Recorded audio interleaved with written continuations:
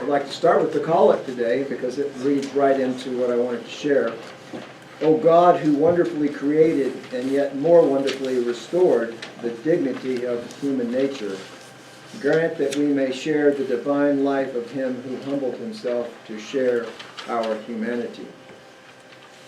In the birth of Jesus, we believe that God does show forth the dignity of human nature, that God so found it that vital to become one of us, that he sent his only Son. And yet, we have to be troubled that religion is at the core of so much of the dissension and violence around the world today. And in fact, religion at its very core has dismantled human dignity as much as any other force probably on the face of the earth. And Christianity is also indicted in this. So my sermon is somewhat repentance and somewhat information and somewhat an attempt to answer a vital question that was posed on Facebook this week by one of our own, Alan. I don't know if I'll succeed in answering this question, but this is the question. Could someone please explain to me the thinking behind the hatred of Jewish people? I don't understand and never have. Great question. Not your typical Facebook fare. So I didn't attempt it in a quick response, and I don't even know that I'll get to it again. But it's a great question. How many watched the ball drop on New Year's Eve in Times Square? Yeah, and Happy New Year, by the way. Can you believe it's 2020? I just can't believe it. As Barbara Walters would say, it's 2020. But when that ball drops, one of the traditions is the singing by John Lennon's great song, Imagine, right? Imagine there's no countries. It isn't hard to do. Nothing to kill or die for, and no religion too. Imagine all the people living life in peace. I always cringe when I hear that song because I feel guilty in a way. Imagine there's no religion. And then I think, what a sad thing it would be if there were no religion. And yet I have to agree with him that at its core, religion is largely to fault for the lack of peace that we experience in our world today. Well, isn't it ironic that we're at the reading right now of 3 wise men coming from the east? And I want to just spend a little bit of time on this gospel that we read today. Not because I want to discredit the lore or the legend of the 3 kings, but let's look carefully at it for just a minute. First of all, does it say they're kings? No. No. How many Gospels do we even find this narrative in? Do anybody know? 1. One Gospel mentions the 3 wise people from the east, the 3 magi. Nobody, including Matthew, who talks about it, says that they're kings. They come from the east. Anybody know where the east is that they're talking about? If you're from Cleveland, Ohio, you say it's Poland.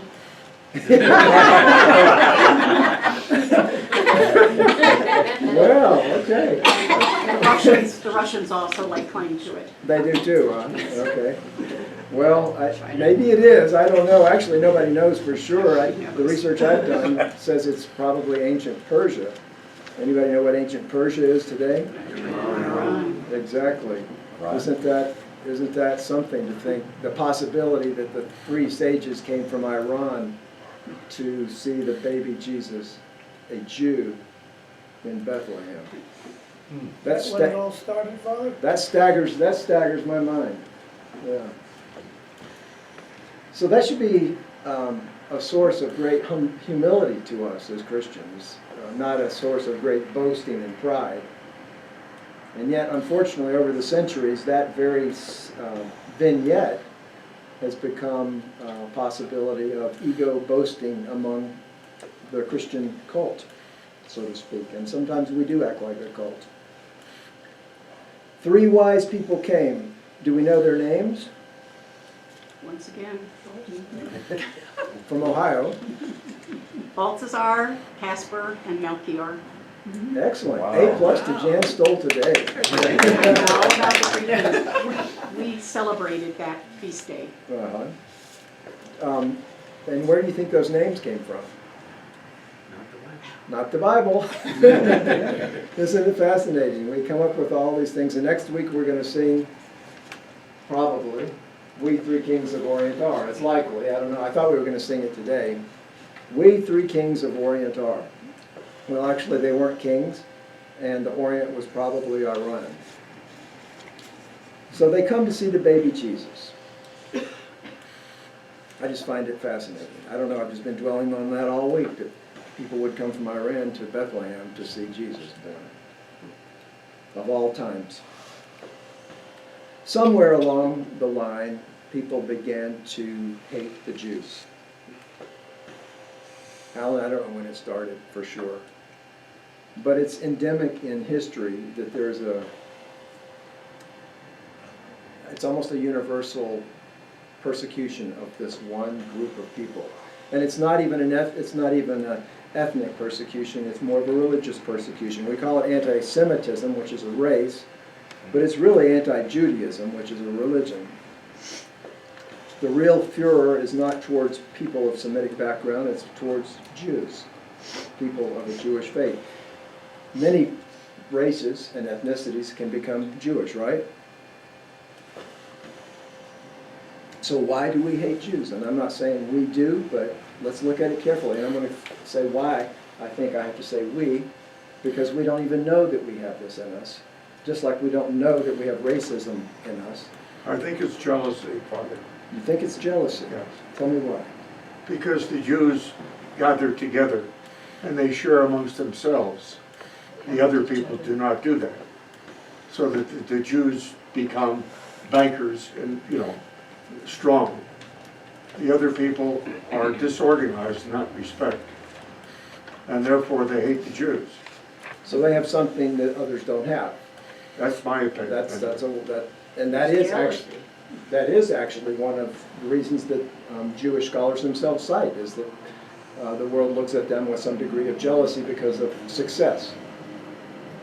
I tend to agree, and the Armenians have the same problem. They're viewed as the richest and the smartest. And they've both been holocausted, or whatever word we have, tortured. Do you know that the Jews have been expelled from over 70 countries over history? Wow. Talk about hatred of a people. Over 70 countries, enlightened countries. So yeah, there is that element of jealousy. They have something special, and we don't like that. Whoever we are. How about just the fact that the Bible itself says that they're a chosen people? Does that go over very well? Well, you claim to be a chosen people too, Christians. We say we are a chosen people. Do you know the Muslims also say they are a chosen people? How can we all be chosen? What if everyone is? What if everybody's chosen? Well, it is a scary thing to think if everybody's chosen, because then nobody's chosen. Somebody's got to be a winner, right? It's in our fabric. Somebody's got to be the winner. How many watched the playoffs last night, the NFL playoffs? Man, they were good games. How about that Texans and Buffalo Bills game? Yeah. So I was struck with the fact that they show the pictures on the stands of the people praying. There's the Buffalo Bills fans praying. There's the Texans peoples praying. We are Texans. So where's God in all that prayer? Which side is on God's side? The saints. The saints. We'll see. We'll see.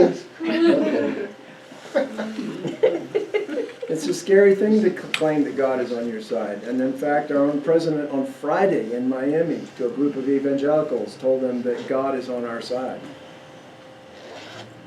Isn't that a scary thing? That should make us shudder to think that God is on our side, or that we would claim that God is on our side. Whose side are we on?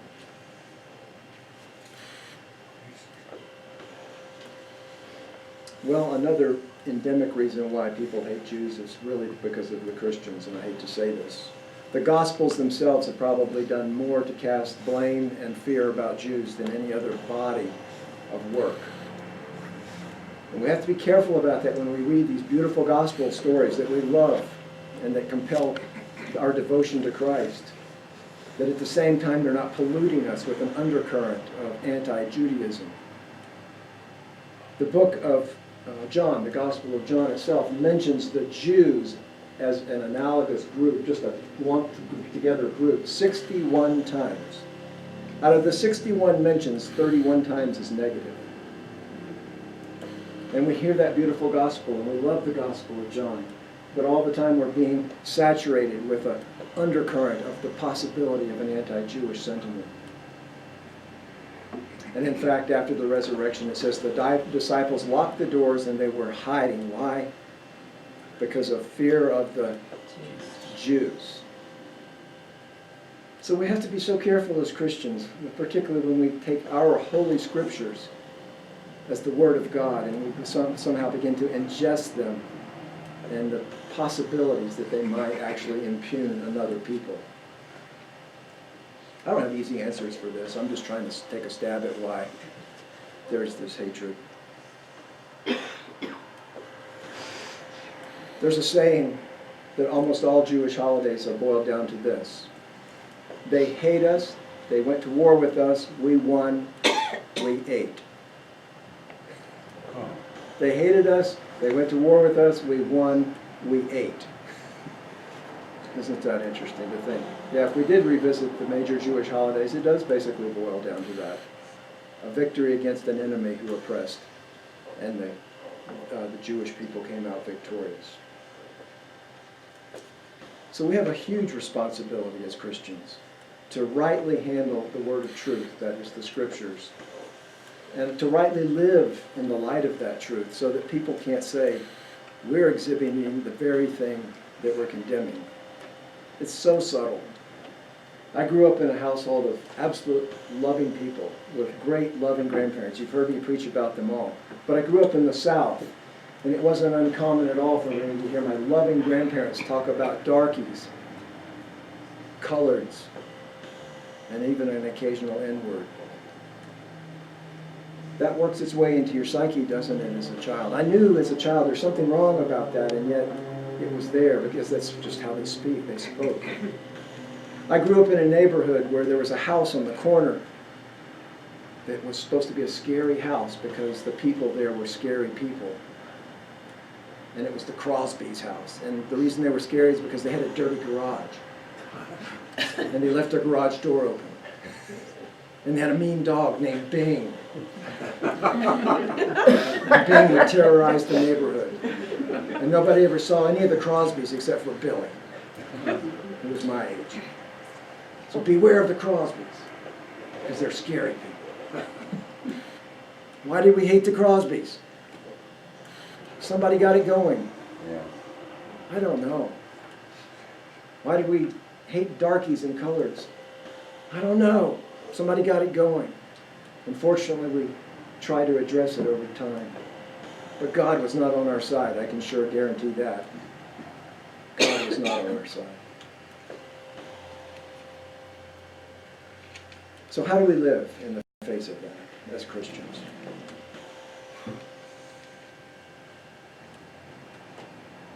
I'm going to suggest a few things and then you give me some more ideas, okay? The book of Micah came to mind when I was thinking about this. The book of Micah, an Old Testament prophet. These were the words that were dear to the heart of Jimmy Carter, you might remember. He loved this verse.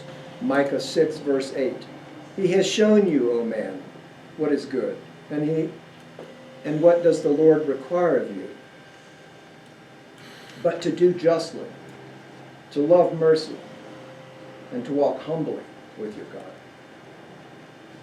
That's something we can adopt, isn't it? To walk humbly with our God. In our baptismal covenant, second point, the question is asked, will you respect the dignity of every human being?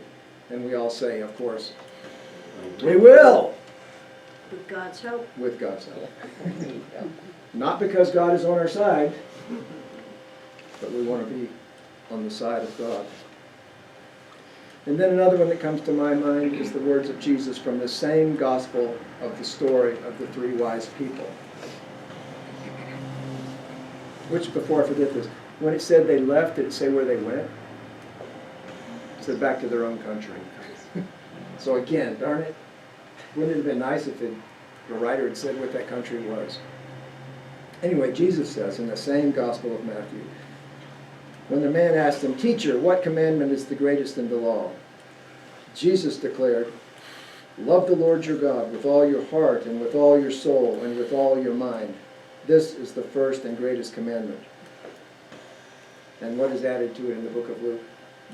Second is like unto The it. second is like unto it. Thou shalt love your neighbor as yourself. Those are some pretty good pointers for how we should live with this incredible gospel truth that we carry about. To walk humbly, to hold the truth lightly, not to be a cult or a fortress of Christianity, because that really stinks. And the world can smell it. But to be real people, authentic in our faith, who walk in love and mercy and justice and humility and exhibit the very traits of that baby that was going to grow to be the man Jesus. To be like Jesus, who can take affront with that?